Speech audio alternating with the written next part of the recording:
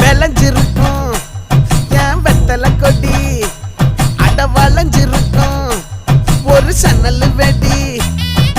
தோட்டா ஒரு கண்ணால தொலைஞ்ச ஒரு பொண்ணா